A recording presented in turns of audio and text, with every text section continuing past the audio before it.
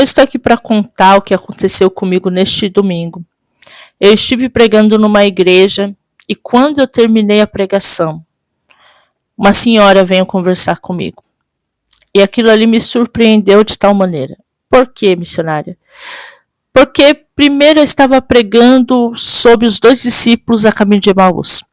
E eu vim contando desde a entrada triunfal de Jesus em Jerusalém, onde ele é recebido como rei, aonde ele é recebido como aquele que vai trazer o livramento.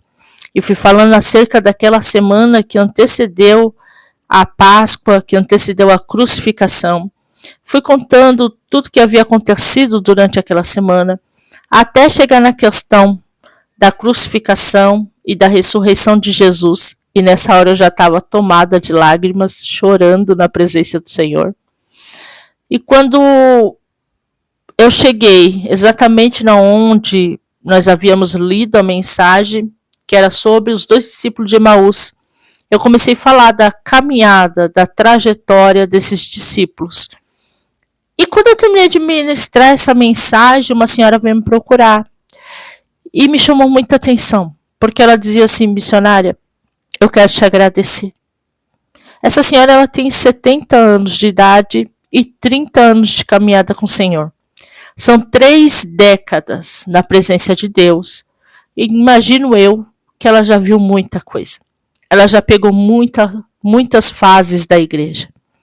E ela veio me agradecer. E aí você deve estar se perguntando, missionária, por que ela te agradeceu?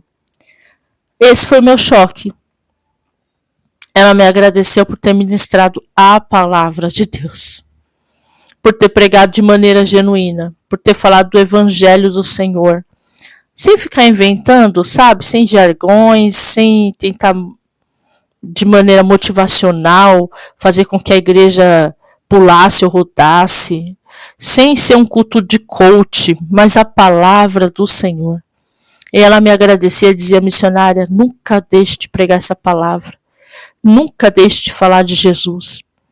Aquilo arrebentou. Nossa, me arrebentou por dentro. Eu fiquei grata, muito grata ao Senhor pelo ministério da palavra, pela chamada. Mas ao mesmo tempo, eu fiquei constrangida por todas as vezes que eu me calei, por todas as vezes que eu deixei de falar dessa palavra, da bendita graça. Eu me constrangi. E eu saí dali com aquela situação, sabe, na minha mente, pensando.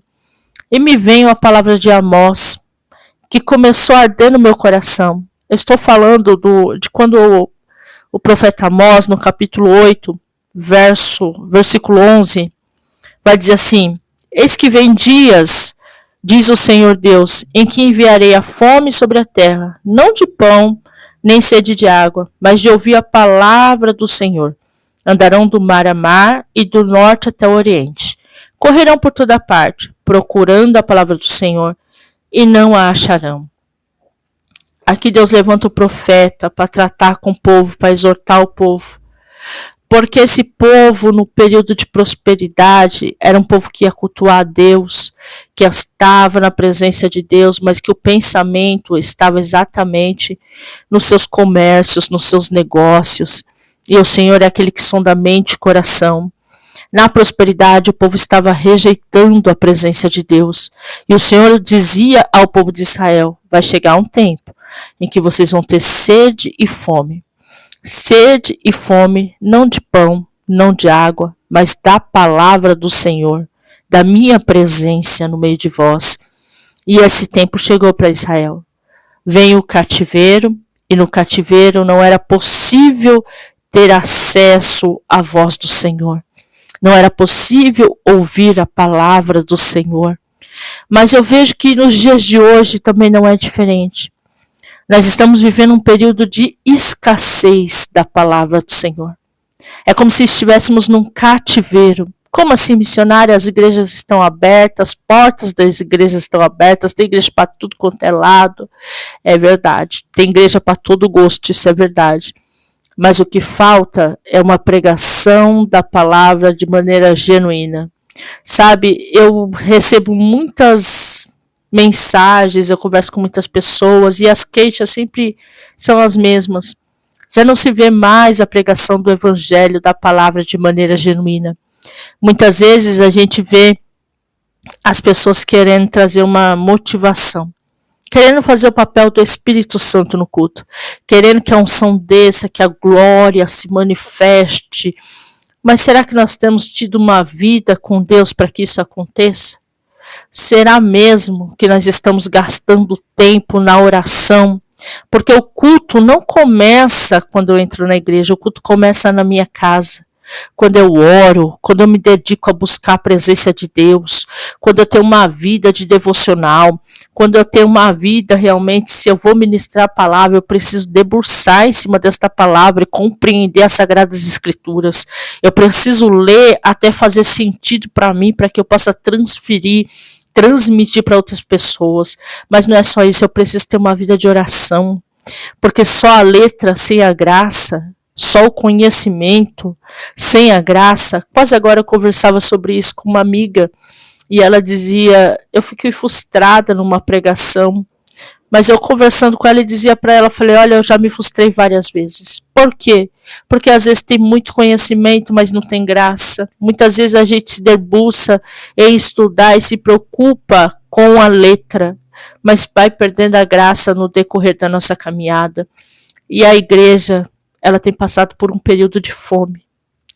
Eu sei que tem pastores maravilhosos, excelentes, que se aplicam em estudar a palavra, que se aplicam em pastorear, que se dedicam realmente para o ministério pastoral.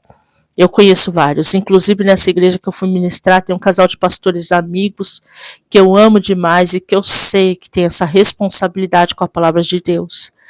Mas nós estamos vivendo dias difíceis, dias em que o evangelho já não é mais pregado, dias em que as pessoas ficam procurando, sabe, inovar o culto, ficam procurando colocar coisas para o culto se tornar atrativo.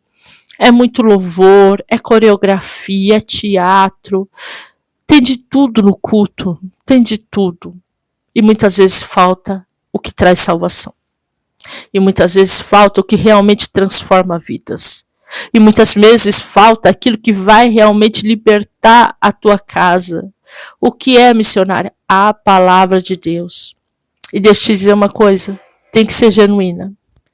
Tem que ser a palavra do Senhor da maneira que é, somente as Escrituras. A gente não precisa ficar inventando coisa. A gente não precisa ficar inventando situações, sabe? Usando jargões de pregador pentecostal para tentar trazer o avivamento. A gente não precisa, muitas vezes, nem sequer alterar o tom da nossa voz. Porque quem faz não somos nós, é o Espírito Santo, e ele age da maneira que ele quer. Ele trabalha da forma que ele quer. Às vezes você está esperando o pulo, o grito, para dizer Deus estava no culto, mas Deus vai estar nas lágrimas. Deus vai estar no quebrantamento, no arrependimento. Toda vez que nós vemos um grande avivamento na história de Deus, na história da humanidade, na palavra de Deus, é porque o povo está se arrependendo, reconhecendo os pecados. E hoje nós temos a mentalidade de que o avivamento vem quando o Senhor nos enche e a gente começa a pular. Não, o avivamento vem quando eu escuto a palavra de Deus e eu tenho consciência de quão pecador eu sou. E eu me quebranto diante da presença dele. Sabe, eu saí de lá com um pensamento, com um sentimento. Senhor, a palavra de Amós, do profeta Amós, também é para nossas vidas. Estamos passando por um tempo de fome e sede da palavra de Deus. Mas ainda dá tempo de buscar. Ainda não estamos no cativeiro onde somos privados de ouvir a palavra. Dá tempo de buscar. Dá tempo de ser a diferença, de fazer a diferença.